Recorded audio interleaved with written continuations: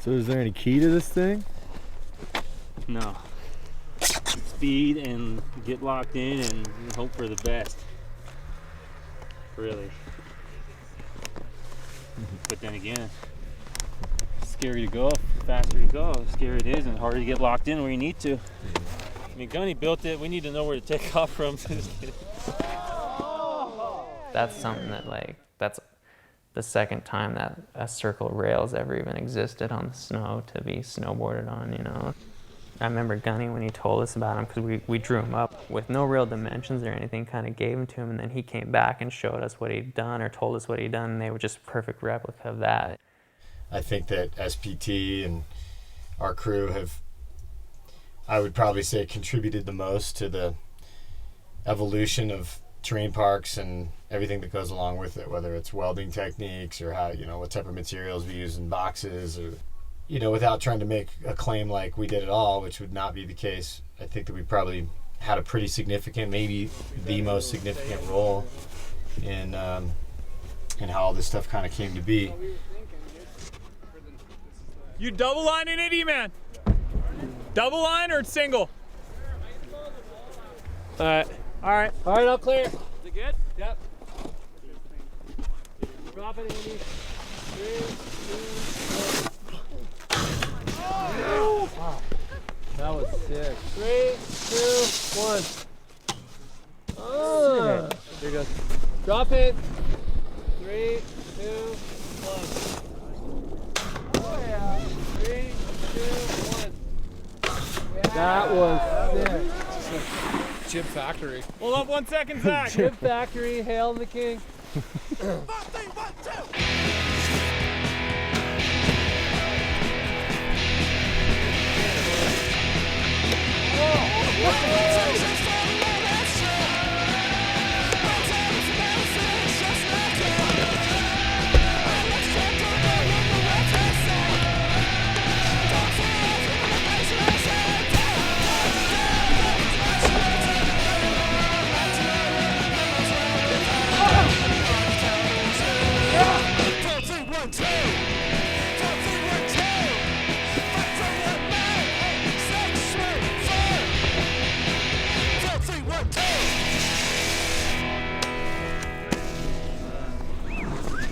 Another shot in the can. Oh, this is amazing.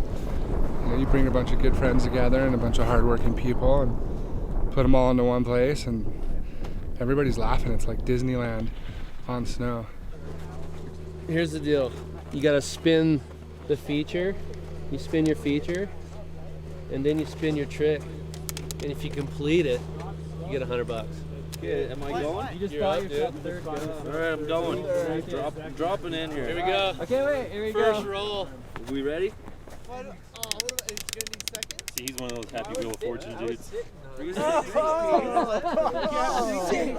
gotta spin that. Is that in or out? Any way you can put a 360. But I think you gotta spin that. Yeah, he's gotta spin. Yeah, you spin this. It's all Like switchblade boss. Which one's that? I mean, you is can that do this? That's No, this that's one. the. Oh, you can do that. Can you work a 360? Go up and 360 up. You get 360 off. Sure. You could 180 on, 180 off.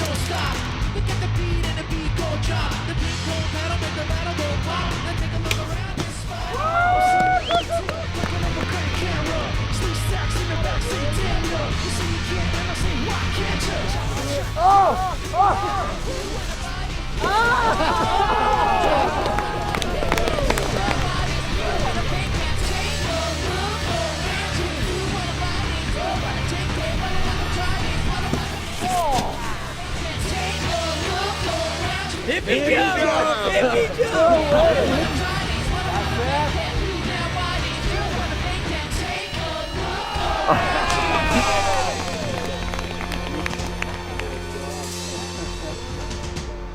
don't want it to end.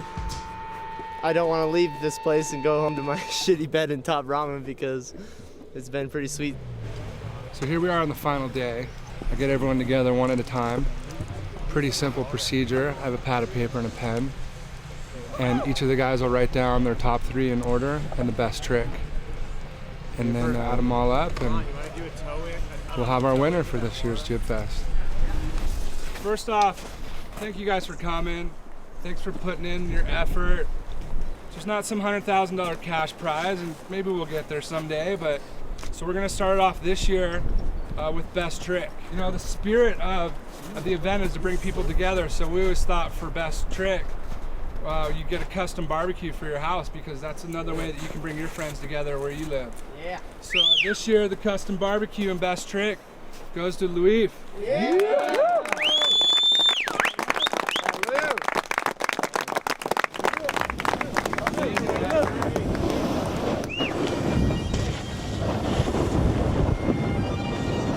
I got the best trick. They said it was like the double line here, up down rails. Yeah, dude. Or the end plant on the wall. 2, what? So third place. You know, he's going to be a little crushed that his 8-year reign as the champion of the JibFest has come down to an end this year, but Simone, third place. Stand up.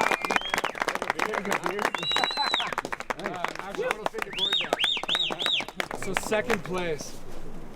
It was a close vote. This is his first time coming out here to the JibFest.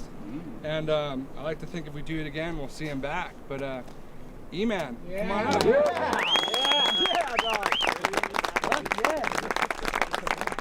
E-Man's whole thing is pretty sweet because he originally wasn't on the main list of guys to be invited. And that just, I don't know, like a lot of people just don't really know about him, but he killed it. It was sick. And first place, Louis, why don't you come back?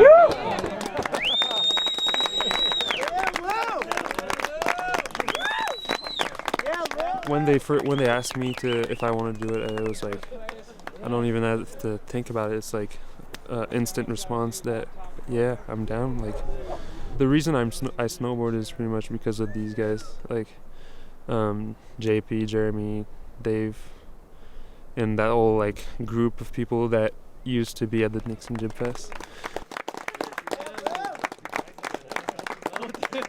These guys never get to snowboard with one another, and it's just really cool to see the meshings of styles and approaches to snowboarding. It was clear everybody there was like had a good respect. You know, if somebody does a trick, everyone's stoked. They're clapping, they're excited, you know, it doesn't matter who it is. So that part was rad. And all the free beer.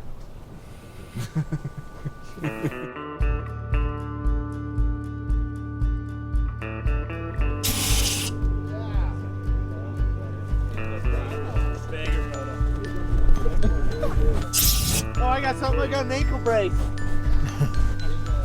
The whole burning thing came about like a couple years ago. JP and Sean Kearns and I were at the top of Brandywine.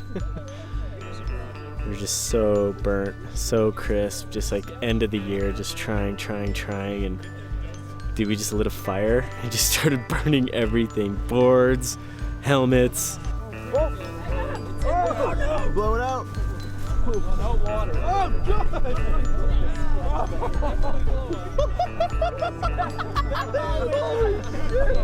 It's just, I don't know, and then we kind of followed up last year just to such a thing where it's like, if you have gear, there's always snow. You can always go up, but if you have no gear, you can't go. So burn it.